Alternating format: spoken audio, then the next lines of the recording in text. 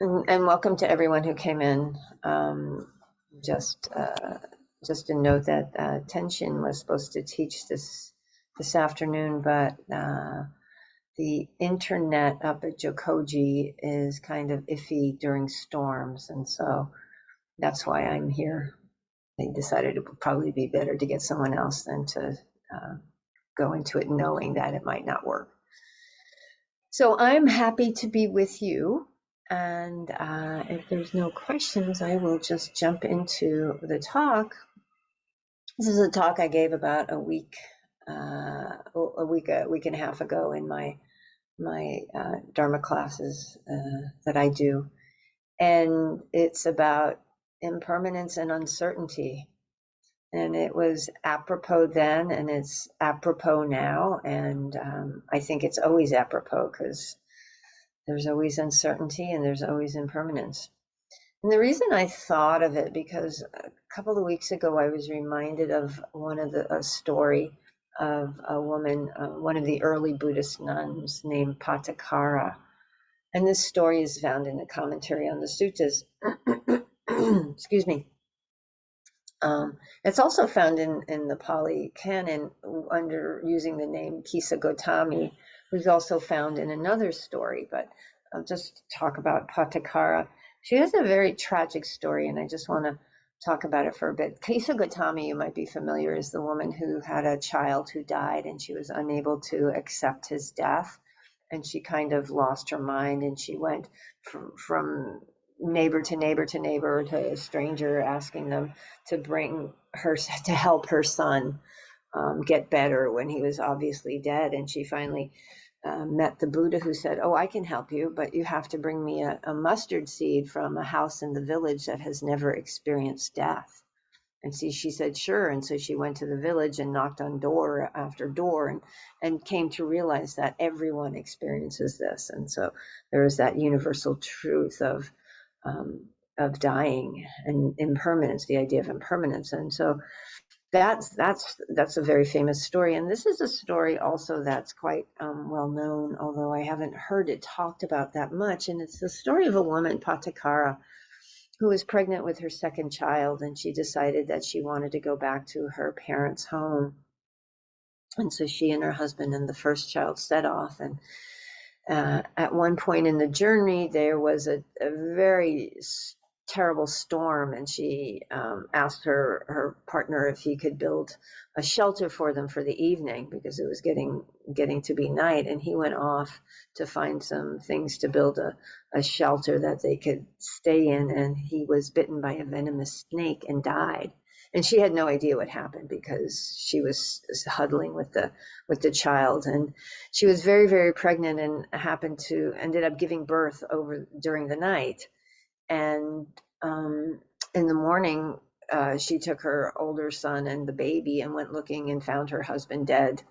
And so that was pretty horrific. So she determined to continue on to her parents' house, and she came to a river that had to be forded, which was really raging because of the storm of the night before, just really rushing water. And so she knew she couldn't carry both children across. So she left the older one on the bank and carried the newborn across, let the newborn put it down safely on the other bank, and then went back to get the older one. And while she was crossing back, a hawk came and took away the newborn. And she saw it while she was crossing the river and started screaming and waving her arms. And the little boy thought that she was calling to him, so he walked into the river and was immediately swept away. So she was obviously very distraught and decided to keep going to her parents' house. And when she got there, she found out that her parents and her brother had been killed the night before in a lightning strike, and they were at that moment being burned on the funeral pyre. And so it was at that point that she completely lost her mind and started going from she just started wandering around, and she lost her mind with grief, and she just started wandering around half naked, and bothering people. And the very kind people in the village would yell at her and throw stones at her, and finally threw her out of the village. And she found her way at some point somehow to the Buddha, and she knelt before him, and he said to her, these are the words he said. He said, "Your family is all gone, miserable. You have suffered pain without measure. Your tears have flowed for many thousands of lives." And so what he did is he acknowledged this tremendous grief, this grief beyond measure. And in the idea that the tears have flowed for thousands of years, it's this absolute recognition of impermanence, and how in the five remembrances it says everything we love will be taken from us, and to come to terms with that, hopefully not as horrifically as Patakara. The story is kind of on the edge of wow, but I think it was really making a point. And she immediately understood the Buddha's words, as so often happened in those days. Folks heard his words and were immediately enlightened.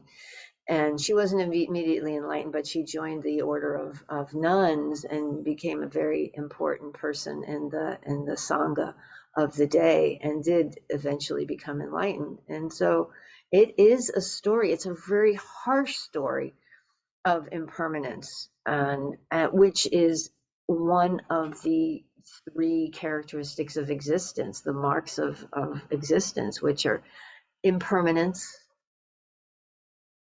suffering, dukkha, the discontent, the dissatisfactoriness of life, and anatta, which is that there is no fixed self. We are causes and conditions. We are all conditioned beings. And one of the core teachings is that all conditioned things are impermanent. We are the product of causes and conditions. The words of the Buddha are, they arise and they cease, and that is their nature.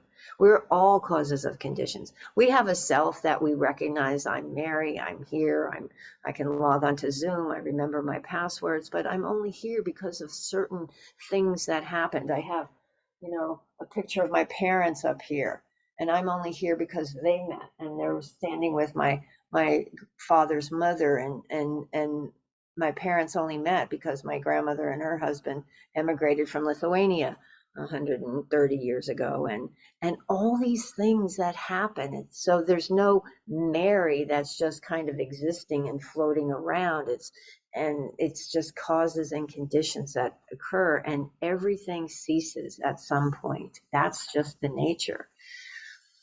And when we drill down, when we sit in a room like this, or a place like this, or think about it, it makes a lot of sense. But that's not usually how we experience the world. We have this idea that things are going to last, even if we know they're not. We think they're gonna. And so, in fact, we live in a world of planned obsolescence. Everything's gonna, they're making things so that they don't last because we need to buy more things. But we still think they're going to last. I mean, I always get annoyed, even though I know it's not going to last, and then it lasts. Or, I think I've mentioned it before. I work, I talk about death and dying a lot. I facilitate year to live groups, and I know I'm going to die, but there's still this little part of my brain that thinks, oh, maybe not for another 40, 50 years. I know it's not true, but the head just thinks, oh, I can still do this, so I'm good. It's just this extraordinary thing. So if we're not aware of it, if we don't make it a part of our awareness, we're sometimes chasing things that we think will make us happy or will last forever, and we end up dukkha, suffering. We end up caught in this cycle of wanting things that we think will fix us, or will do something that we need or want or crave, and it doesn't really do anything. And then we're on to the next thing. And there's a paragraph written by Nyaya Thera, who wrote the book The Heart of Buddhist Meditation. He was a German monk early in the Thai forest tradition, and he was very wise. And he said, To see things as they really are means seeing them consistently in the light of the three characteristics. Ignorance of these three, the impermanence, no self, and dukkha, ignorance of these three or self-deception about them is by itself a potent cause for suffering. By knitting, as it were, the net of false hopes, of unrealistic and harmful desires, of false ideologies, false values, and aims of life in which man is caught. Ignoring or distorting these three basic facts can only lead to frustration, disappointment, and despair. The fighting of reality is what leads to frustration, disappointment, and despair. No one wants to think that things are going to end, especially if it's good. We fight tooth and nail for things to stay, the good stuff to stay, or to repeat something that was good and that we enjoyed. You know, we want things to be certain. If I just get it right, then it's going to be okay. And I've gotten it right, and I've gotten what I've wanted, but I haven't lived happily ever after, because there's nothing stays the same forever. You know, we want certainty, even though it's the root of our suffering. And the stories of Patakara and Kisa Gotami are heart-wrenching stories of loss and grief. And they're the stories of impermanence writ large. And those are ancient stories, but we're seeing it today. We were talking a little bit ago about the fires raging through Canada. And I think, you know, a week or so ago, week and a half, 2 weeks ago, we had the deadly fires in Maui, and we're having today the tropical storm hitting Southern California and the States for the first time. And in the middle of it, I don't know if you know, we had an earthquake. Some of us felt an earthquake, and I had a giant tree limb fall down earlier as I was sitting here, and there's just so much destruction and so much change wrought by climate change, you know, that people either see or don't see. My niece lives in Zurich, Switzerland, and it's in the 90s there this week, and she's and those folks don't have air conditioning because it doesn't get into the 90s in Switzerland. And we see the great imbalance in society and the world, the greed and the hatred and the ignorance that have been around for centuries. And it's you know, this climate change that people are denying that's not an overnight phenomenon. That's been driven by greed and wanting over years and years and years. And a lot of this suffering that we see is greed and hatred and ignorance over the centuries, which has caused so much suffering and continues to cause suffering. It's this solidification of wrong views. We see things that we think things should be a certain way, and we constantly march in that direction. We march thinking this needs to be this way, while we're ignoring the way it actually is and the damage this attachment to particular things are. You know, it's not just a matter of giving up and saying, oh, well, climate change, but it's to understand the nature of experience and the nature of existence. Can we work to change things that cause harm, yet stay out of the outcome of what we're doing, of what we're hoping to accomplish? You know, it's a deeper teaching. It's like working towards ending suffering, but not being attached to achieving what we think should be achieved. It's just recognizing that we'll never perhaps get there. There's that saying, I forget who it was, Gertrude Stein said about Oakland, there's no there there. And that's probably true of every place. There's no there there. There's no arriving achievement, dotting all the T, you know, dotting all the I's and crossing all the T's. There's always one more T, there's always one more I, and that leads to frustration and anger. We want certainty, but it's impossible. And Jack Kornfield talks about Ajahn Chah, who is one of my favorite teachers of the Thai forest tradition. Very wise. And he responded to a lot of questions with, it's uncertain, isn't it? You know, it's not glib. It's reality. It's uncertain. Life is uncertain. You know, things are going to happen and we want to know, but it's uncertain. And I had the honor of having a Buddhist nun from uh, Belgium stay with me for a couple of days this week. I've known them. They identify as non-binary, so their pronouns are they and them. And so I met them a number of years ago when they were staying at Mahapajapati, which is the little monastery in Pioneer Town, for those of you in the desert. And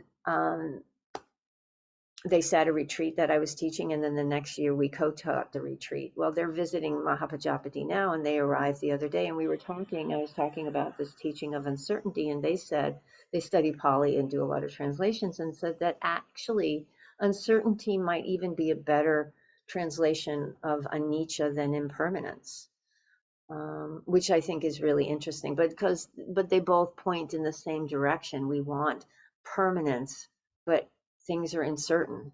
So can we be comfortable with that? No, we want the certainty of happiness. That is how we have been brought up in this culture, you know, the pursuit of happiness.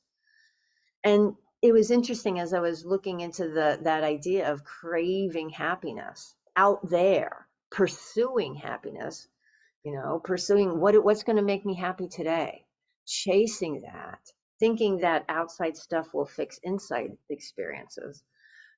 That happiness, as we know it today, is a fairly recent idea. It comes out of the Enlightenment and the Age of Reason in the 17th and 18th century, which is also where the Constitution, you know, the United States was formed during the 17th century and 18th centuries. That those ideas were formed from this age of reason, and so this idea of happiness as something we can chase and as our right as human beings. But it had different ideas. Like Aristotle was being helpful to other human beings. That's where happiness is. And if any of you are of service to others, this really getting into this idea of dana and generosity and helping and recognizing that we're all in this together, that is really where a deep sense of contentment comes in, this connection we have in others. It's not the accumulation of toys. Remember that bumper sticker? Whoever dies with the most toys wins. Yeah, but you don't get to keep those toys, you know? Somebody takes all your toys after you're dead and throws them in the trash, you know, or something like that. So, you know, we have this idea of happiness as something we need to work towards, that we have to accomplish. And oftentimes when we don't achieve it, when we're not happy, when we're dissatisfied, we think it's maybe because we're not doing it right. And then we start beating ourselves up. And then we get into this idea of, well, if I could just do it perfectly, then I'd be happy. I know I've suffered from perfectionism in my life, that if I just get it all right, then I won't have to worry, and then things will be fine, and then, you know, it'll just be happily ever after. But again, that is this false idea. It's wrong view. It's another solidification of wrong view. And I found this website. What's it called? It's called Out of the White Nest blog, and it talked about perfection as the ultimate pursuit. And I thought this was great because it's not just personal. We're not just our own little beings existing in a silo or a vacuum. We are conditioned beings, and we are very definitely conditioned by the world we live in. And this blog, I don't know who wrote it, this person, there's no name, and it says talks about it perfectly.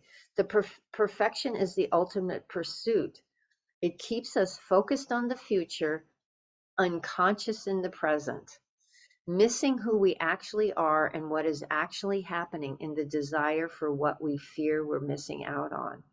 And everything in which we could seek perfection, betterment, etc., can be turned into a marketable, profitable commodity. Yes, of course, the pursuit of perfect face, perfect skin, perfect body leads us to pay for diet books and plans and supplements and creams and facials and plastic surgery and gym memberships and trainers and new versions of those that pop up all the time. But there's also the pursuit of the perfect partner, commodified on dating apps. And there's the same thing for houses. Even if we will never afford the homes we see remodeled and sold on the endless home finding and home improvement shows, the fantasy keeps us subscribing to the networks and watching the ads. The other ironic capitalist capitalization is enlightenment, from trendy yoga studios to mega endorsing spiritual advisors to multi-thousand-dollar retreats and yogis by the hour. Plus, the made in China mass-produced Buddhas, which some of us may have, the boutique yoga wear and the beads and the bells and enlightenment in a bottle. And it's so true. It's not just, better skin that we're chasing enlightenment. If I sit enough retreats, if I have the right cushion, if I do the right thing, it's that out there, out there, out there. But the Buddha says we need to pause. We need to stop chasing.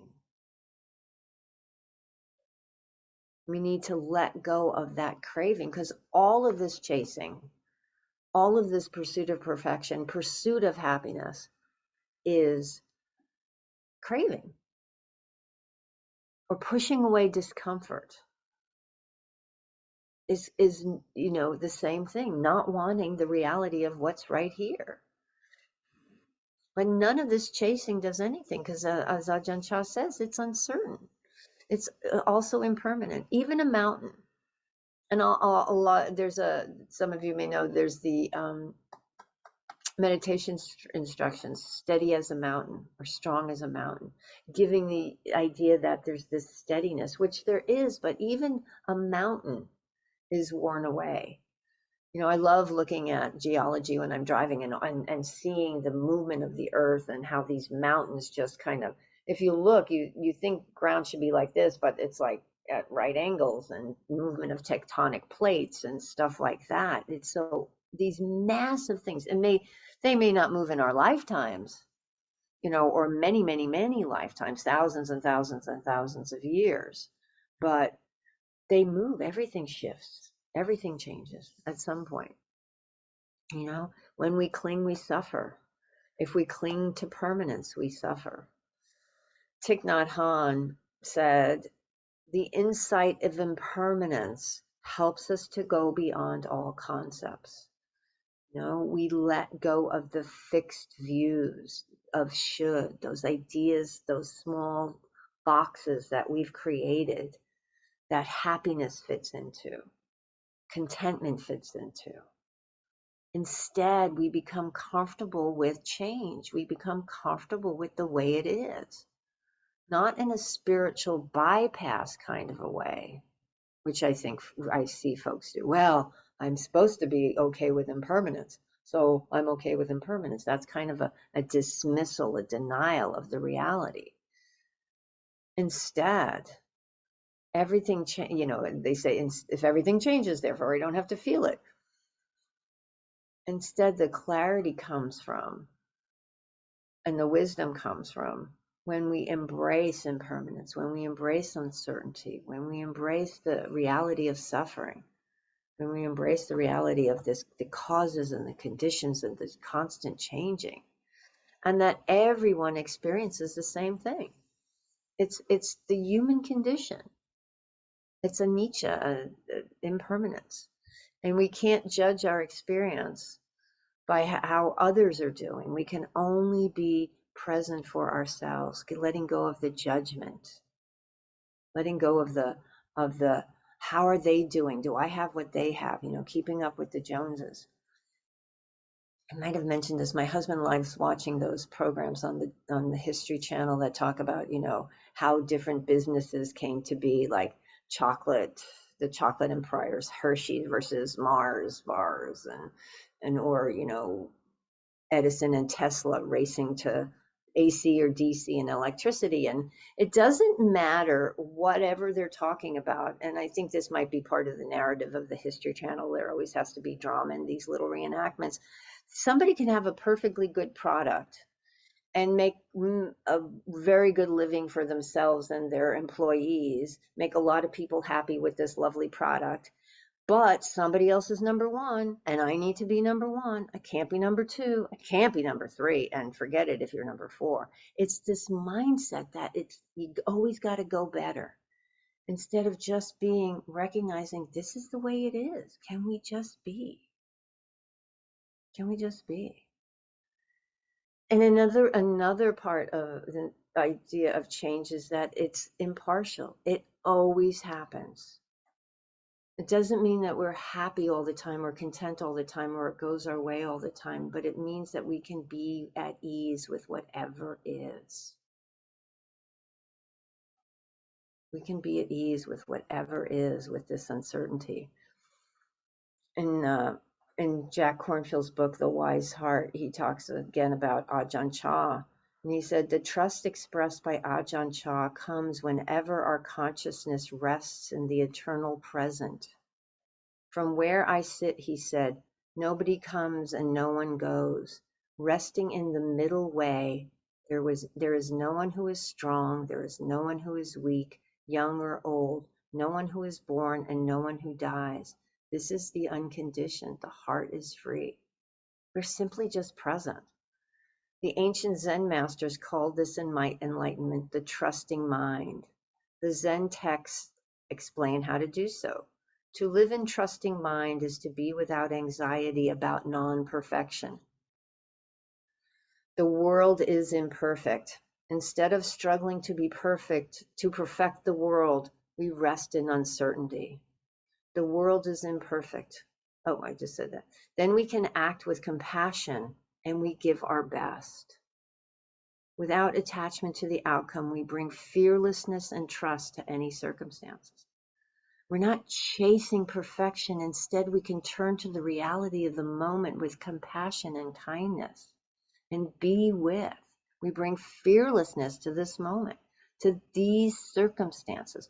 We can bring fearlessness and trust to the experience of the tropical storm that we're experiencing, to the tragedies that are brought about by the climate changes and all the things that are going on. How do we show up right now? We work towards making things better, but we stay in the present and let go of the idea of perfection. And I've been experiencing this right in multiple ways. I've been working on this project for a couple of years, and it's kind of due in like 3 weeks, and I've been struggling with it. I got a lot done last year and then took a break, and then coming back to it, it's just been so hard and so hard and so hard, and I haven't been able to focus, and it's been weighing on me, and it's like been dragging me down. And I finally sat with it about a month ago. I really sat and turned towards the experience, not the stories of, oh, this is so hard, this is complicated, how can I get this done? Because it's got to be blah, blah, blah, blah, blah, when I have this, go to this symposium and next month and blah, blah, blah, blah. And I sat with this fear and this fear of not getting it right, this fear of not being perfect, and not being able to present the best thing ever. And when I finally saw that fear and was able to bring some compassion to it, and I actually just sat with that fear and that compassion for about a week, and then I realized there was this craving for perfection, and I was able to really let it go.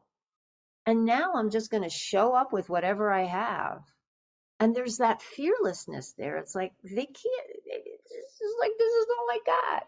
What if they don't like you? And it's like, this is all I got. That's the tremendous freedom of just really turning towards and being present for the emotions that are here. And this other experience I had, I mentioned this nun that came, they arrived on Wednesday evening, and we did a bunch of stuff on Thursday, and they weren't feeling well. They thought it was like jet lag or a cold, and they took a test on Friday morning. COVID. So all of a sudden, all these things changed and shifted. And so they had COVID and we couldn't do this and we couldn't do that. But yesterday I did take them out I drove them to Mahapajapati, to the monastery in Pioneer Town. They were saying, come out, you can stay. There's a little kuti, a cabin that they could stay in and be fully self-contained. And so I did that. And now I'm feeling fine, but I may have COVID. I may not have COVID. I'll test tomorrow because that'll be 5 days. My husband is getting ready to go to Burning Man on Wednesday. And the feeling, I was walking around with this feeling on Thursday of there was this heaviness, there was this discomfort, there was this churning in my gut. And I was like, what is going on? And then I realized I felt so much for him because he's had a lot of health problems over the last couple of years, and now he's feeling well enough to go to Burning Man, and he's been working like crazy, getting ready, putting a new air conditioning system in his van, which is like a thing. And so he's just been really focused on this. And so what came up was this fear that what if he gets COVID and can't go? What if? Uncertainty is everywhere all the time. And so I recognize that. And it's like, you know what? Right now, we'll just be with right now. There's nothing else but right now. Stay out of the stories and work. And grateful that he's fine, I'm fine. Ayavimala is feeling much better today. I got a text from them this morning. And so just recognizing that fighting and screaming and jumping up and down and yelling and doing all those things or striving harder or doesn't do anything. And I had a really lovely day yesterday. I had a lovely day today with this uncertainty of tomorrow and the uncertainty of the day after and the uncertainty of next year. How can we be at ease with the reality of impermanence? That is just a part of our life. And when we struggle, can we recognize what gets in our way? Or do we deny it? These are questions that are really important to reflect on. How do we sit with ambiguity and change? How do you sit with ambiguity and change? Because there is this craving for security. And my plan is to leave the house tomorrow and go do X, Y, or Z, or next week I'm going to do this or that. But it may not happen. And how do we hold it? And can we hold the emotions that arise? Can we be open to the grief that may happen? Can we open to the sadness? Can we hold that? And can we hold the joy and the happiness? All of these things. This is the invitation of this practice. It's not just getting stuff. It's about be fully present for everything. Recognizing the human condition. Recognizing what life is like on this planet. Doing what we can for the benefit of all beings. Doing what we can to end suffering. But also recognizing the reality of this moment. I'm really grateful that I've been sitting with this idea of uncertainty because it seems like there's so much right now. So to have that reflection and to have that brought front and center, I think can be really helpful because oftentimes when it's in the background, it's like, what? But if you have it in front of you, you can maybe reflect on it and go, oh, that's what's going on. That's what's going on. It's like I remember the first time I was able to label myself as cranky. I went, oh, I'm cranky. Instead of trying to be perfect. It's like, no, I'm cranky. I don't have to be perfect. I'm annoyed. And then I could just like let it be and not have it take over. So thank you so much, my friends, for your kind attention. And now I'm happy to hear if you have any questions or comments or thoughts or any reflections on how this shows up in your life, how you work with uncertainty or ambiguity. The floor is open. Okay. So thank you, Frank. Thank you, my friends. And just, I don't know if you know, but these things, these talks on Sundays go up on YouTube. So Desert, Inside of the Community of the Desert has a YouTube channel.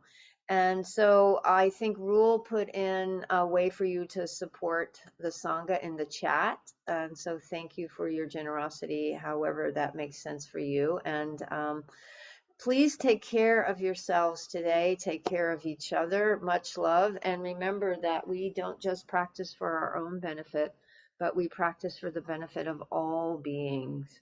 May all beings be happy. May all beings be free. Be well.